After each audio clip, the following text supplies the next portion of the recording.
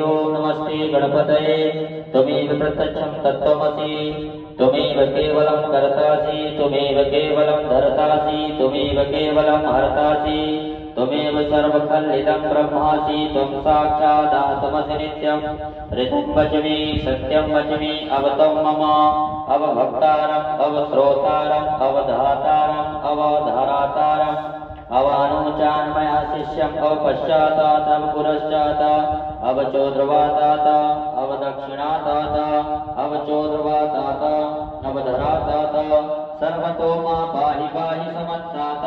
त्वं वाण्मयस्त्वं चिन्मयः त्वमानन्दमयस्त्वं ब्रह्ममयः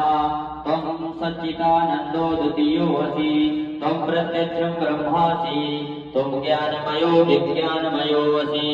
सर्वं जगदिदं तत्तो जायते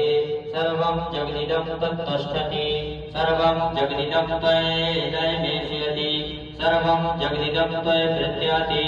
त्वं भूमिरापो नलो निलो नभः त्वं चत्वारि भक्तिपदानि त्वं गुणत्रयातीता त्वं कालत्रयातीता त्वं देहत्रयातीता त्वं मूलाधातिस्थितोऽसि नित्यं त्वं शक्तित्रयात्मकः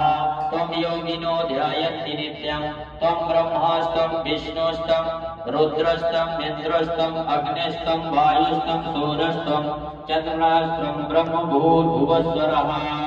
गणादिं पूर्वमुच्चारणं वर्णादिं तदन्तरः अनुस्वरः परतः आर्धे तुलसीतन्तरेण रुद्रम् एतत् मनुष्यरूपं ककारो पूर्वरूपम् अकारो मध्यमारूपम् अनुस्वरः चिद्रूपं विदुरस्थरूपं नन्दः सन्धानं सहितः सन्धि सहसा गणेश विद्या गणकऋषि निच्छिद्रा गायत्री चन्द्रः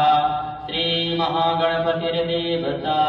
ओम गणपतये नमः एकदन्ताय च विद्महे वक्रतुण्डाय धीमहि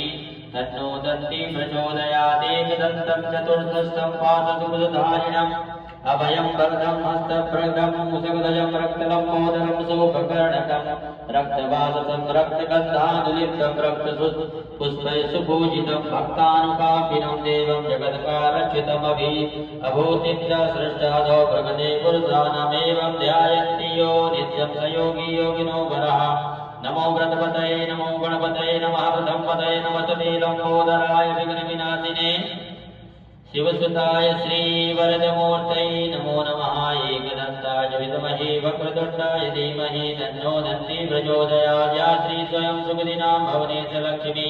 पापात्मनां श्रद्धयां हृदये च बुद्धिः श्रद्धा तदाङ्कुलजनां प्रभवात् लज्जा दातुं नता च परिपालये देवि विश्वां कृष्णाय वासुदेवाय देवकी नन्दनाय च नन्दगोपकुमाराय